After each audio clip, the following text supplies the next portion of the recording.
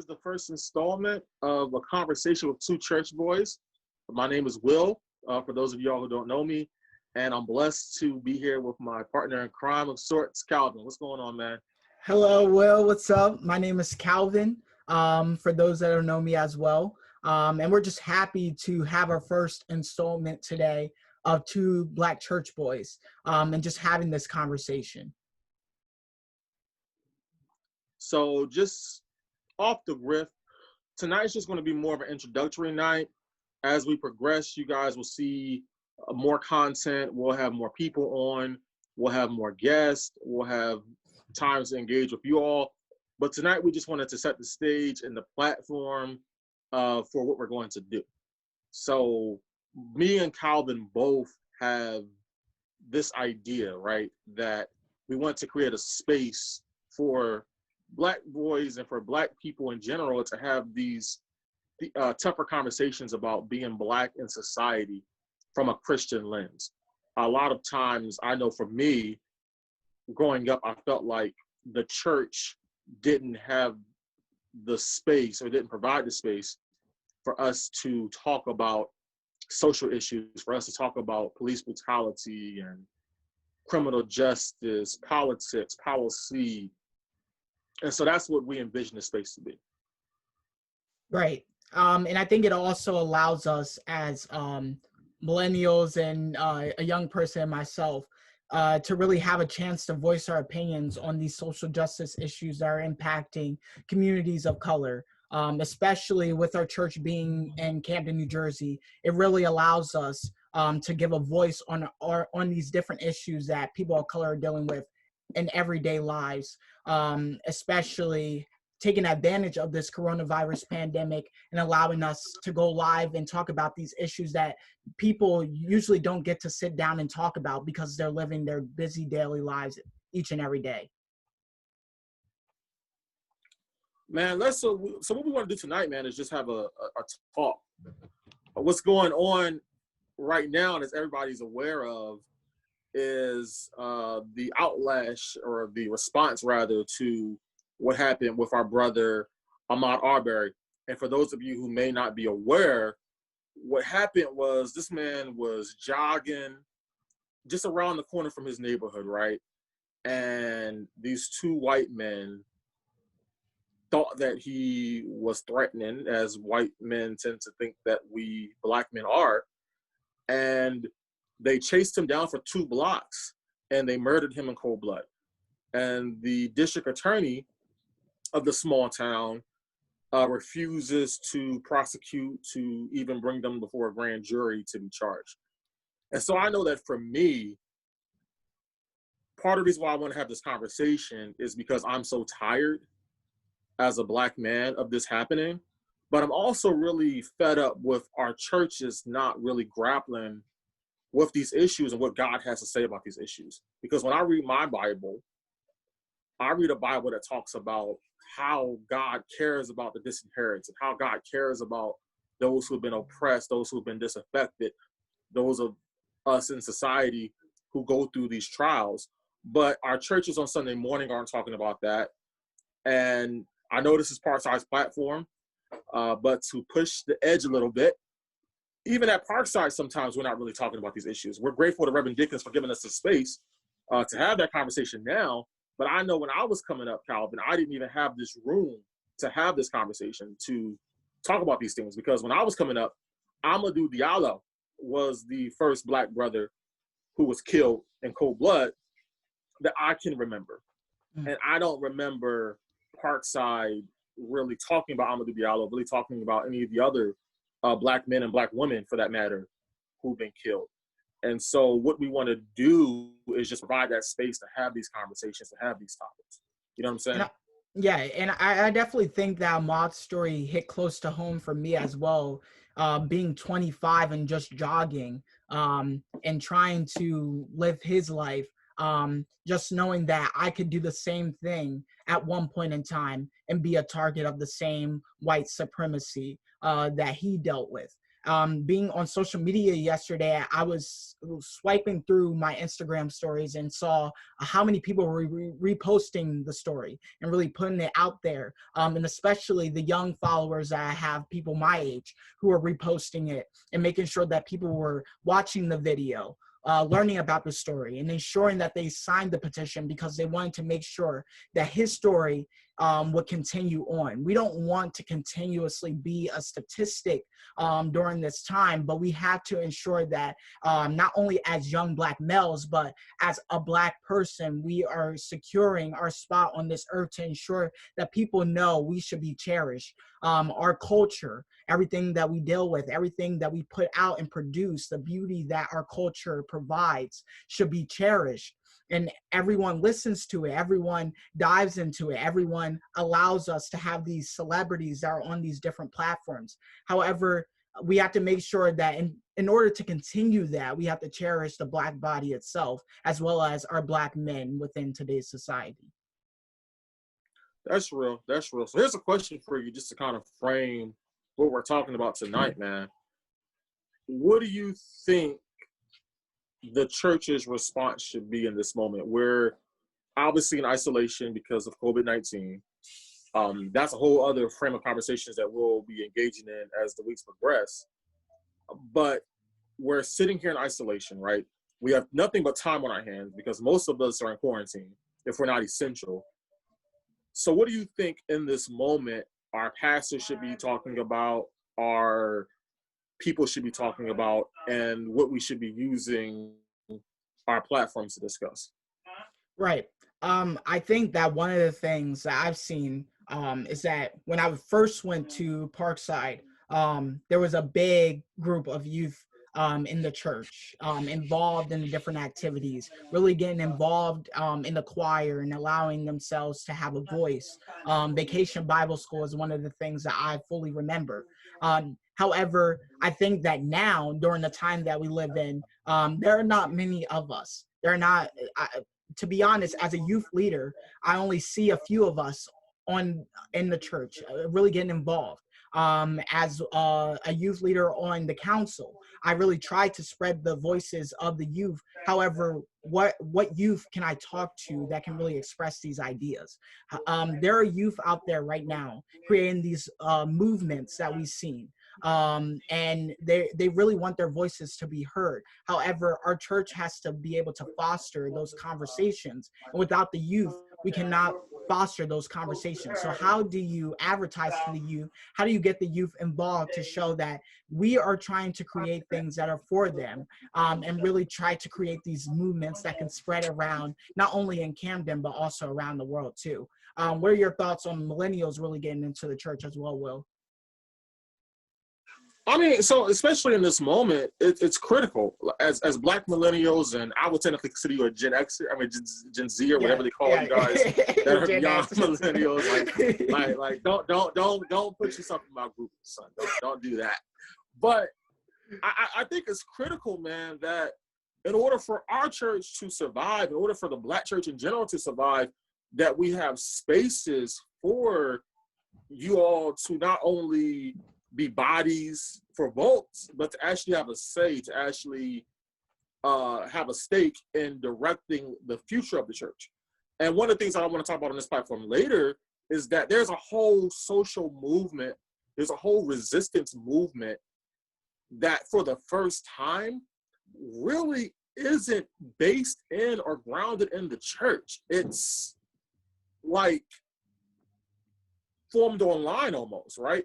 So if you think about social justice movements in general, you think about Nat Turner's rebellion, you think about Satima Clark, you think about what was going on, particularly with A. Philip Randolph and his movements, with Martin Luther King Jr., obviously, and the civil rights movement, and so many of the other preachers who are a part of that.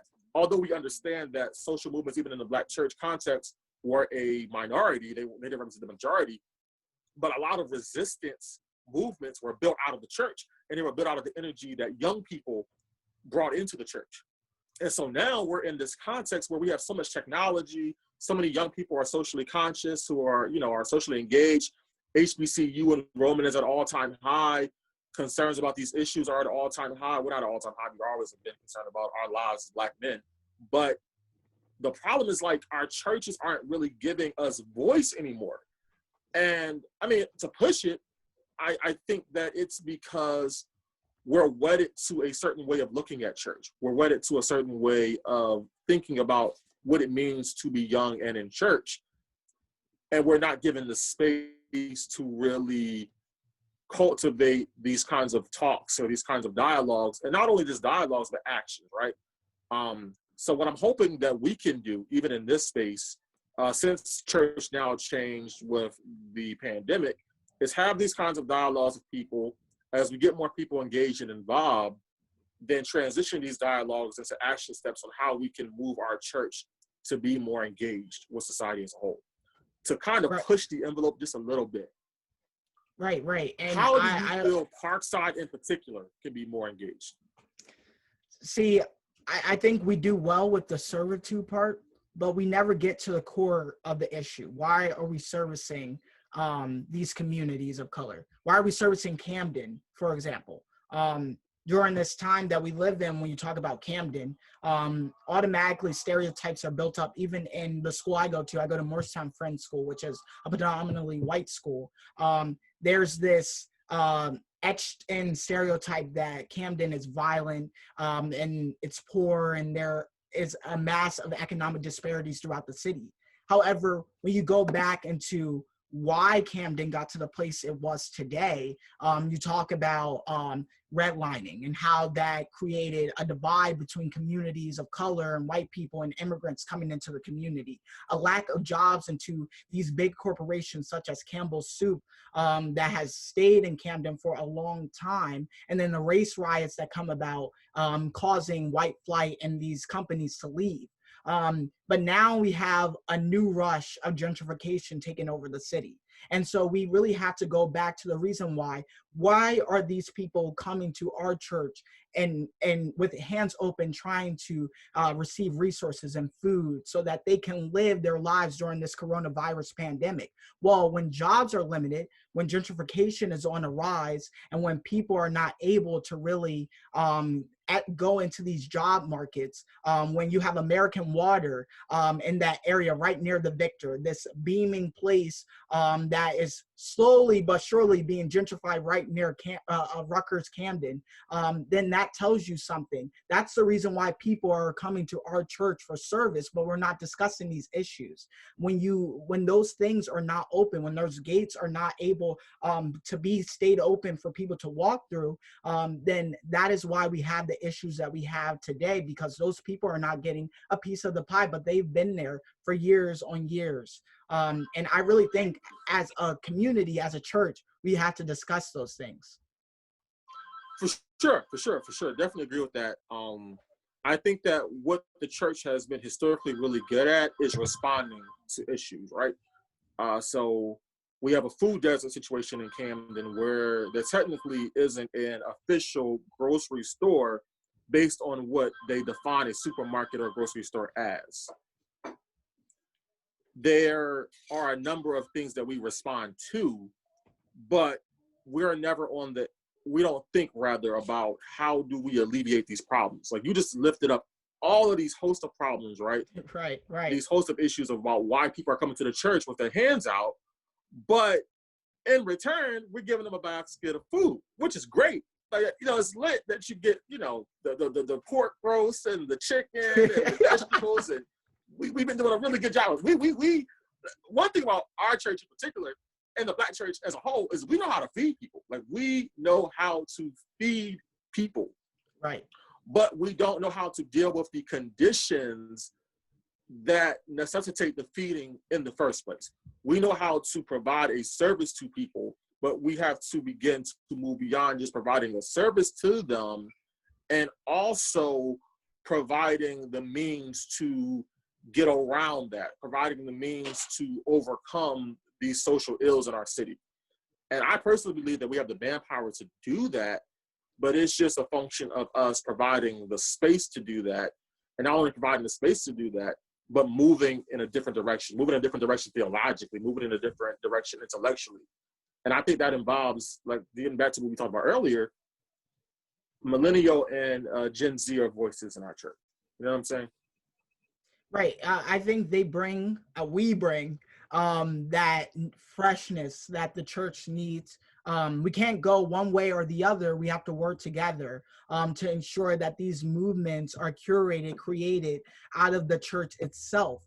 These powerful movements that you talk about when you go back to MLK giving speeches within his church and trying to radicalize our group during the civil rights movement and trying to ensure equality within our church. When you talk about these different things that the Black Panther Party created with their 10-point plan and how they wanted to take a more radical, quote unquote, radical approach to ensure that there was a power within the Black community, there was a power within us. Those types of things must be created within the church itself, must be founded, must be published so that we can create that. Why don't we have things such as a magazine or some type of newspaper coming out of the church to ensure that we continue to spread these stories such as Ahmaud?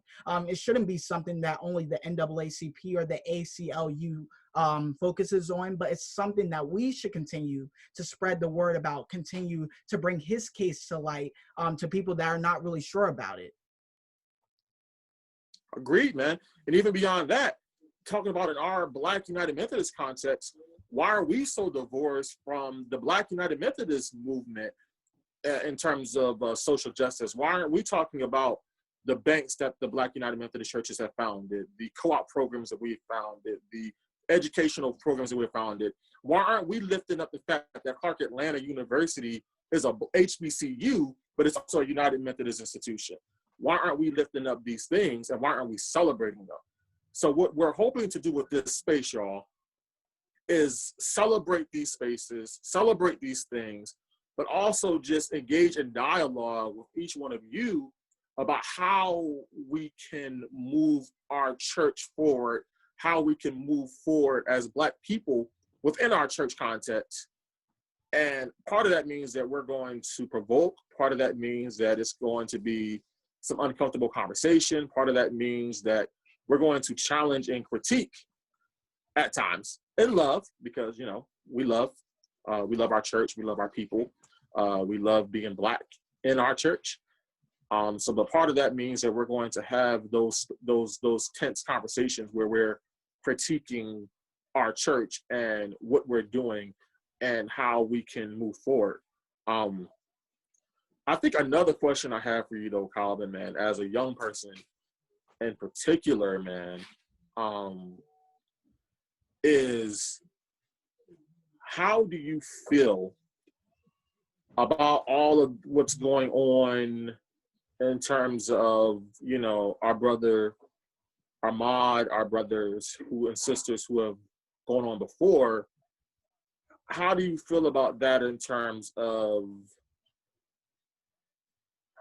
how do I word? I'm trying to word this the right way.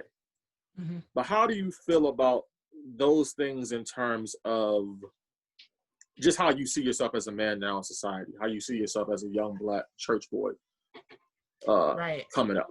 I don't know if I'm framing that right. Yeah, that made sense. I think one thing that came prevalent to me was at one point when I was stepping out of my house, my Nana, who passed away a couple of years ago, said, don't wear your hood on your head. And I was like, why not? Like, what's the problem with that?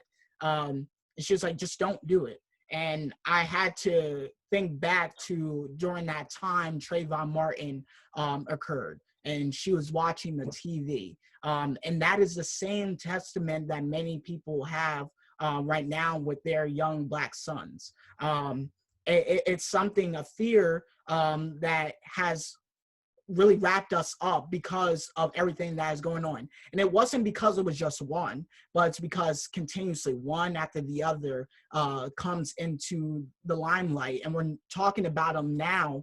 But when you really think about it, why aren't we cherishing the Black body, saving the Black body, protecting the Black body? I think Ta-Nehisi Coates talks about it in Between the World and Me pretty well when he says that we must protect the Black body. And for me personally, sometimes I am scared, but by having these conversations, by really taking a place where we can have this platform to have the tough ends of these conversations, to really dive into the issues, that will allow me to really have my own platform to say, hey, like these stereotypes that you have about Black men, about them not being educated, about us being lazy, not wanting to try, about us just being athletes, is something that must be destigmatized, must be taken away, because it isn't true. We're having this platform right now, educating people about what it's like to be a young brother in the church, but also a young brother in America, and a young brother dealing with these types of issues. And why can't we give these platforms to other young brothers who are going throughout these issues without a mentor or some type of leader showing them the right way? That's real. Two things that you said, man, that really got to me. One, dealing with your Nana and the hoodie. I remember 2015, in the height of the Michael Brown no indictment piece. I was in law school, and me and my aunt were traveling to South Carolina. We used to get in the car and drive down. My family history begins in South Carolina. And I threw on my Morehouse hoodie, just didn't think much of it. And so my aunt was like, son, don't you want to change? I'm like, why would I change? It's a hoodie. It's not that deep. Right. But she's like, don't you want to wear like at least your Penn Law hoodie? And I'm like, no, I want to wear, why can't I just wear my Morehouse hoodie? Right.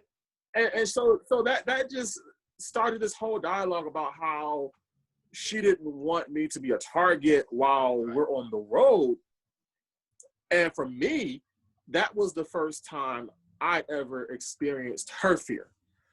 I've had my own fearful moments, but I've never really saw my aunt being afraid for me as a Black man. And I changed out of respect for her, but it made me think that I don't want to continue to live in a society where not only are we fearful for our lives, but our Black mothers and our Black aunts and our Black grandmothers who have raised Black men are also afraid for their sons' lives. I mean, we're people of God, right? We're church boys. So the Bible says that God doesn't give us a spirit of fear, but of love, power, and a sound mind. So we shouldn't be operating in that spirit of fear. But being Black in this society outside of our church context kind of induces a lot of fear. Like, we can't jog, we can't sit in our homes, we can't walk the street, we can't do a lot of things without worrying about how somebody else is going to perceive us because we're Black and male. They don't care that I have a list, and I talk the way that I talk, and I dress the way that I dress, and that you dress the way that you dress. In their minds, we're Black men, and we're always going to be targets.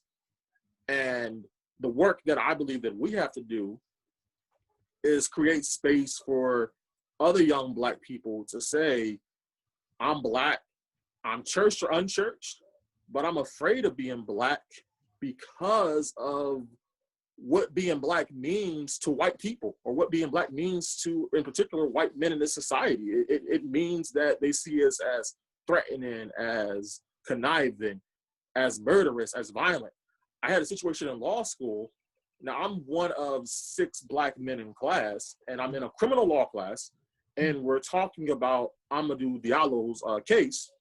And my professor says in this class that Black men are inherently more violent than non-Black men. And we leave that space, and then there are white people in that class, not to call out white people in particular, but I'm just saying, for sake of this conversation, who then feel justified in their fear of Black people because it's been, propagandized by somebody in authority or somebody they perceive to be an authority. So it's a whole lot to deal with these issues and these spaces. And I'm grateful for this time because at least we're not doing anything now. We're chilling in quarantine. So at least we can talk. Yeah. And at least we can engage with our church family. Right. And bring them as into the conversation. Right. And we just thank everyone that have joined us near and far. I definitely think that, like William said, this is a conversation that needs to be heard and held. And we're having this every Thursday from 7:30 to 8. And we really want to use these 30 minutes to really capitalize on the time, but also bring the power that this conversation can have on other young souls, young Black men, young Black women, as well as much senior, more older people within the church that have been much more wiser during this time and know more than we do. Every little bit helps. Going into our next conversations, we want, like William said, to bring guests on and really interact not only with the guests, but also those that are watching. So you might have questions. We'll make sure that we have a time for Q&As from the audience as well, so that you can bring your own conversation and your own sense to the platform so that we can ask those people questions as well. I think we will have the pastor on next time. And really talking about it from a biblical standpoint when it comes to social justice and its importance. And then from then on, we'll continue to have these various topics that Will and I will bring to limelight on this platform. Yeah, exactly. So a couple ground rules. Tonight was more so an introduction. So if it appeared to be a little scattered, that was intentional. It was just a space for Colin and I to kind of talk about why we feel the need to have this platform. And to sum it up, we feel the need to have this platform because we know that we're not the only Black church boys who, while we love the Lord, while we love Jesus, while we give our whole heart in service to this church, are also struggling through what it means to be Black and male in America and want to have that conversation. And we think that this is an excellent platform and time, since we're chilling in quarantine, to have that conversation. But beginning next week, these conversations are going to be more topical. Calvin already said it. We're bringing on the pastor next week to have a deep dive into what the Bible talks about, particularly with the work and ministry of Jesus and how that relates to social activism and social resistance. So that should be a great conversation. If you all have questions, please feel free to DM us or directly on the church's Facebook page, or you can email us your questions for next week at parksideumcmedia@gmail.com. Once again, that email address is parksideumcmedia@gmail.com. Also, just on the way of bringing down some ground rules, there'll be some topics on here that will engage with theology, that will engage with conceptions of God in a way that may be different from how we've traditionally thought about God. We pray that you just give us room to have those conversations. And if you disagree, we would love to bring you on and, dialogue about that disagreement. Right. But we're coming from a place where we love Jesus, but we're also Black men, and we have these questions. Finally, it looks like we're in the last minute or so, this topic for today. We want to encourage you to continue fellowshipping virtually with the church. We'll be here on Sunday morning at 11 a.m. for a virtual worship experience. We encourage you all to come out on Sunday and worship with us. And finally, as we go, I just want to wish the mother figures that I've come to love and respect in our church, a happy Mother's Day. To the mothers, we love y'all. Thank y'all for all that y'all do and continue to do for us. And so until next time, this is two Black church boys talking. Peace. Stay church. Bye.